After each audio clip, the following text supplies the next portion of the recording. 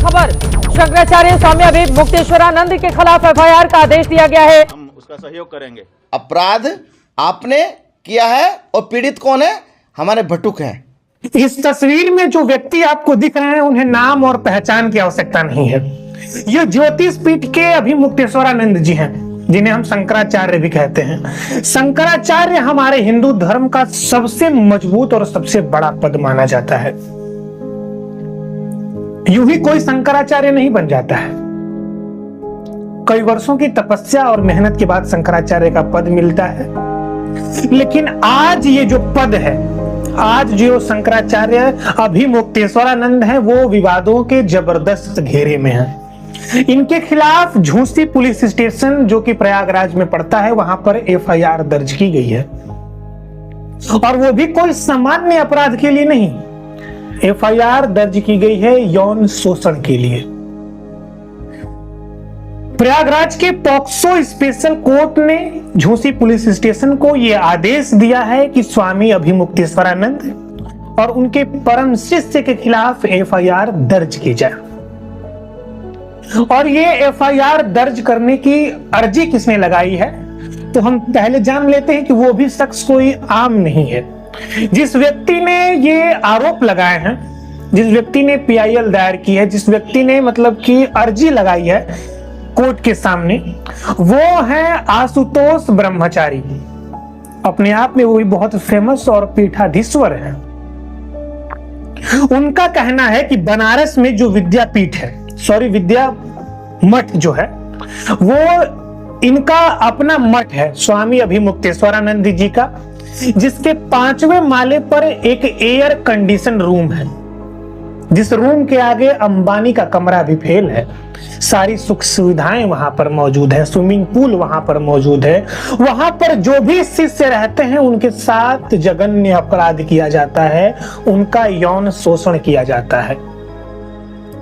पहले जो अभिमुक्तेश्वरानंद जी के खास शिष्य हैं गिरी साहब, पहले वो करते हैं और फिर अभिमुक्तेश्वरानंद जी खुद ये गलत काम करते हैं।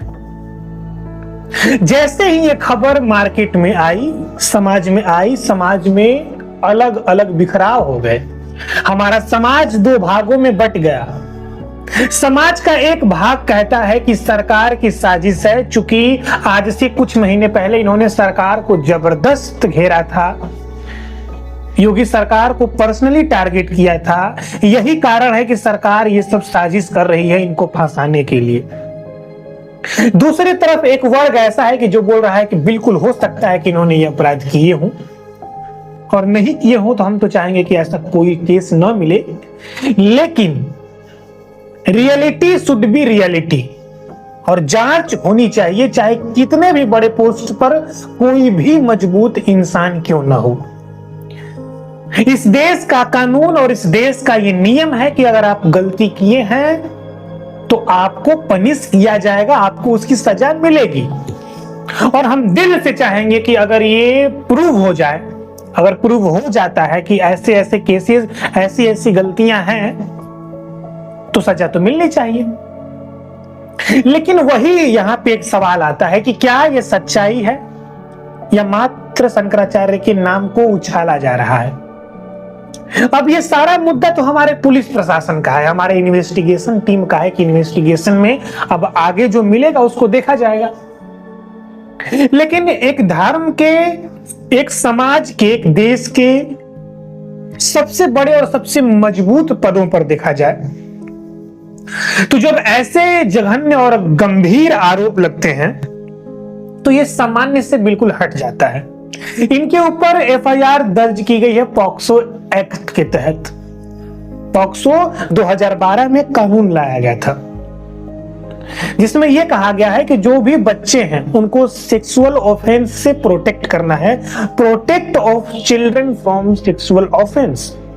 और पॉक्सो एक्ट की ये खासियत है कि जो भी एलिगेशन लगाता है उसका जानकारी सार्वजनिक नहीं किया जाता है, उसको गुप्त रखा जाता है। वो जो आरोप लगाने वाला व्यक्ति है उसकी पहचान उजागर नहीं की जाती है और ना ही उजागर करनी चाहिए। दरअसल ये विवाद तब शुरू होता है जब जनवरी फरवरी के कुछ स्टार्टिंग पोर्शन में प्रयागराज में माघ मेला का आयोजन किया गया था। वहीं पर जो शंकराचार्य जी का अपना मठ था, अपना कैंप था, अपना शिविर था, वहां से दो बच्चे भागते हुए आते हैं आशुतोष ब्रह्मचारी के पास और बोलते हैं कि हमें सुरक्षित कीजिए, हमें बचाइए, हमें आप प्रोटेक्ट कीजिए, हमें सुरक्षा मुहैया कराइए, हमारे साथ ये गलत काम हो रहे हैं वहां पे। जिसको लेकर पहले तो ये झूसी पुलिस स्टेशन में जाते हैं एफआईआर दर्ज कराने के लिए, तो थाने में सीधे तौर पे मना कर दिया जाता है कि हम एफआईआर इस मामले पर दर्ज नहीं कर सकते हैं। फिर ये कोर्ट का रुख करते हैं और अदालत, जो कि पॉक्सो स्पेशल कोर्ट होता है, बाद में सारे चीजों को देखते हुए वहां के जो मेन जज हैं, उन्होंने ये नहीं कहा है कि मैं इस आरोप को नकार रहा हूं या शंकराचार्य के ऊपर सीधा आरोप लगा रहा हूं। मैं बोल रहा हूं कि एफआईआर दर्ज की जाए, इसके ऊपर जांच पड़ताल की जाए। बच्चों का वीडियो कॉन्फ्रेंसिंग के माध्यम से वीडियो रिकॉर्ड भी किया गया, उनके बयान को दर्ज भी किया गया और बच्चों ने ये कहा कि हाँ हमारे साथ ऐसा होता है। अब इस देश की जनता के दिमाग में सिर्फ एक बात है कि क्या ये सच में ऐसा है या कोई राजनीतिक बदला लिया जा रहा है। तो हम जरूर जानना चाहेंगे कि आपका क्या ओपिनियन है इस पे, तो कमेंट सेक्शन में बताइए आपको क्या लगता है। तब तक के लिए थैंक यू सो मच। जय हिंद। आप